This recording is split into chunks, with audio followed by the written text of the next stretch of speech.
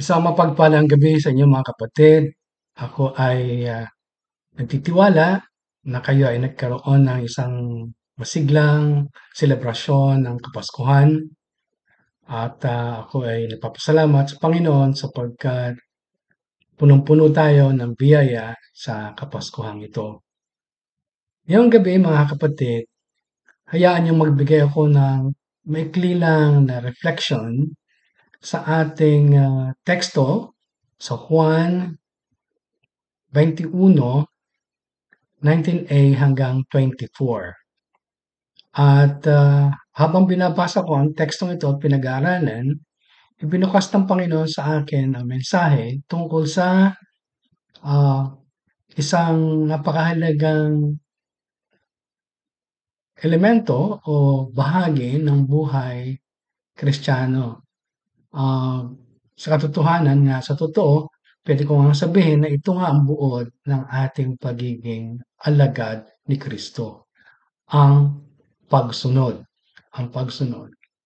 Kaya ating pag-uusapan ito at ating pong bigyan ng panahon na magnilay-nilay tayo noong sabihan ng Panginoong Hesus si Pedro matapos na maibalik siya, mai-restore siya, sinabi ng Panginoon sa kanya na sumunod ka sa akin.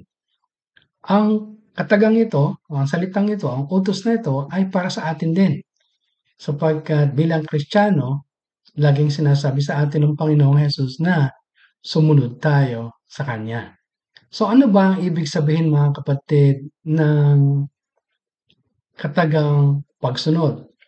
Ano ba ang ibig sabihin nito? Ito yung ating pag-aaralan ngayon, ang pagsunod. So muli, samahan niyo ako at isa-isahin po natin ang buod na ating um, pag-aaralan o ang aral na ating pagninilay-nilayan sa gabing ito. Tatlong bagay po ang nasa isip ko na gusto kong i-share sa inyo. Una, ang pagsunod ay isang karangalan. Pangalawa, ang pagsunod ay sariling or personal na responsibilidad. At kung may responsibilidad, ito naman ay may kaakibat na pananagutan. So ito po ang ating pag-uusapan ngayong gabi at umpisahan ko. Una nga, ang pagsunod ay isang karangalan. Pagkat depende ito kung sino ang tumawag sa inyo. At alam na o sa atin at alam naman natin na ang tumawag sa atin ay ang Panginoong Hesukristo. Ano mga kapatid? At kung siya ang tumawag sa atin, alam natin na siya ay mapagkakatiwalaan. Pagkat siya ang Panginoon, siya ay makapangyarihan, siya ay mabuti at mapagmahal sa atin. Kaya nga, sa ating pagsunod, alam natin kung sino ang sinusunod natin. Kapag sinabi ng Panginoong Hesus, gawin natin sapagkat ito ang totoo, ito ang nararapat. At siya ang nakakaalam ng lahat. Pagkat ito, ang pagsunod, pangalawa, ay para sa kapurihan ng Diyos. Katulad ng kanyang pagsunod sa Ama, gusto rin niya na tayo sumunod sa Kanya sapagkat ito ay kapuri-puri sa Panginoong Diyos. At ganoon din naman, ang pagsunod ay may pagpapala para sa ating kapakanan. At patunay nga, itong pagsunod ay nagbibigay sa atin ng biyaya. Una, kapayapaan. Pangalawa, kasiglahan. At paminsan ay binibigyan tayo ng pabor na material dahil sa ating pagsunod sa Kanya. Pero ang ating pagsunod ay hindi naman naka-anchor o nakabase sa kung ano man ang pagpalang makukuha natin, kundi bagaman sumusunod tayo dahil may pagmamahal tayo sa Panginoon. At ang motibasyon natin sa pagsunod ay sapagkat gusto nating maging magalak sa atin ang Panginoon. Kaya mga kapatid, ang isang dapat nating tandaan na tunay nga pagpapalain tayo ng Panginoon sa ating pagsunod. At isa pa, sinunod ko dito, binibigyang kakayahan ng Panginoon ang sinumang tinawag niya. tutulungan niya ang tinawag niya. Kaya huwag tayong magkakaroon ng pangamba kung minsan tayo ay natatakot sumunod kasi baka hindi natin kaya ang inuutos niya. Pero ang sabi nga dito, bibigyan niya ng kalakasan at bibigyan niya ng pagtulong ang sinumang sumusunod sa kanya. Bakit natin sinabi yon? Sapagkat ito ang kanyang pangako, mga kapatid. So Juan 12:26, ano? 26. John 2:12-26, ang naghahangad na maglingkod sa akin ay dapat sumunod sa akin, at saan man ako naroroon ay naroroon din siya. Ito, pararangalan ng Ama ang sinumang naglilingkod sa akin. Sa ang paglilingkod sa Panginoon at ang pagsunod ay hindi natin pwedeng paghiwalayin. Kung tunay nga tayo ay naglilingkod sa Kanya bilang mga alagad ng Panginoon, dapat nandun din ang ating pagsunod. At kung sino man ang sumusunod, sabi dito, bibiyayaan siya ng Panginoon. Kaya napakaganda, mga kapatid, di ba? At ating pupuntahan ng pangalawa. Okay? Sabi ko kasi mabilis lang tayo, ano? Pangalawa, mga kapatid, ay ito. Ang pagsunod ay isang personal na responsibilidad. Ito ay personal na tayo na tinawag, kaya ito ay ating sariling dalahin o responsibilidad.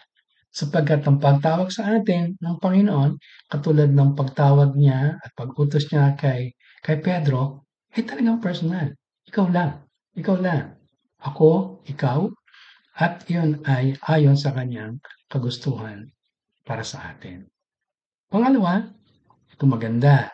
Hindi pwedeng ipasa o ibigay sa iba ang utos, ang ipinag-uutos sa atin ng Panginoon. Kaya kung ano man ang inutos sa atin, tayo lang yun ang may responsibilidad. Halimbawa, sabihin, oy, pumunta ka doon at gawin mo itong bagay na ito, ipamahagi mo ang aking salita, ikaw lang ang may responsibilidad doon. Kasi ikaw ang inutusan.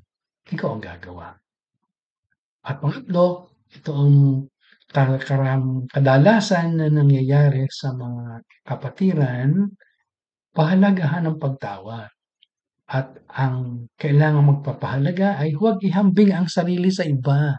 Si Pedro, nagkaroon siya ng pagkakamali dito, mga kapatid.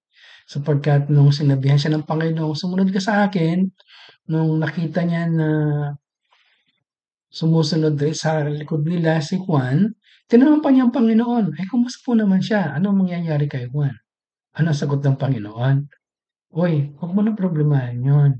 Ako ang bahala doon. Kung siya ay gusto ko mabuhay ng matagal, wala ka ng pakialam doon. Ganon din tayo dapat, mga kapatid. Ang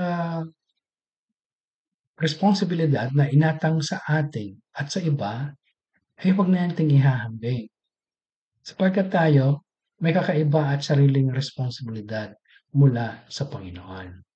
Kaya hindi na dapat natin ihambing pa ang ating buhay sa buhay ng iba, ang mga ginagawa natin sa ginagawa ng iba, sapagkat sarili nating responsibilidad yon. At sabi nga ng Panginoon, akong bahala doon. Huwag mo nang problemahin pa yung iba.